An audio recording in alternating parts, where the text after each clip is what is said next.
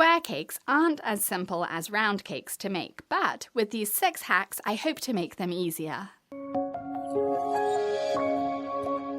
First, if you don't have a square cake pan, don't run out and buy one. Save the money and bake a rectangular or sheet cake instead, assuming you already have one of those pans, and cut it into squares for a square layer cake. This will make a tall 4-inch square cake, or just cut 1 square out of each sheet if you want bigger layers.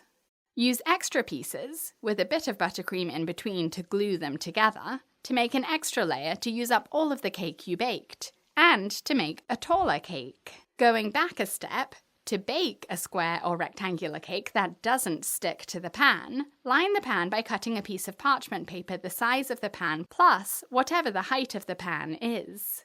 This pan is 2 inches high, so I'm adding 2 inches on each side of the pan. Cut a slit about that same height, 2 inches for this pan, into each edge of the paper. Now, when you push the parchment paper into the cake pan, the sides will fold up easily to line the pan completely. Unless you make square cakes regularly, you probably won't have square cake boards. Instead of buying them just for this, choose a round cake board instead, one that's at least 4 inches wider than the cake. For this 6-inch square cake, I'm using a 10-inch round cake board. The extra inches will give you space to frost and decorate your cake without needing to buy any new cake boards. The most important hack for square cakes, I think, is to chill the cake before frosting it, so that it doesn't crumble as you spread buttercream onto it, or whipped cream, or whatever else you're using to frost your cake. Cold cake that's been in the fridge for at least 30 minutes will stay firm, so you'll keep those sides straight. Room temperature cake is much more delicate, so as you spread your frosting onto it, you can pull off chunks of cake, which makes it much more difficult to get a neat square shape with your frosting. I'm not sure if this counts as a hack, because if you've made several cakes before, you'll definitely know that a crumb coat is essential for preventing any crumbs getting into your final layer of frosting. So definitely don't skip the crumb coat. It will trap any crumbs that come off the cake, and when this crumb coat sets, which takes about 15 or 30 minutes in the fridge, the crumbs will be stuck into it, so they won't get into the next layer of frosting you spread on, and that final layer will be crumb-free.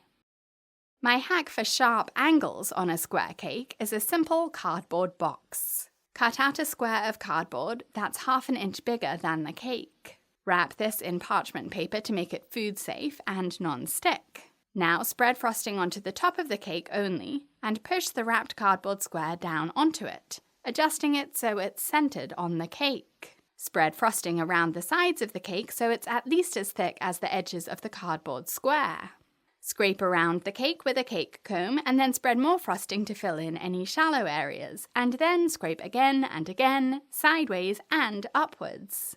Your cake comb will scrape along the edge of the cardboard, making the frosting mimic the perfectly straight edges and sharp angles of the cardboard square.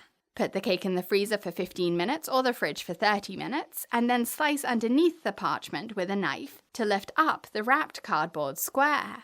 Spread more frosting over the top to fill in any gaps, scrape off the excess, and voila!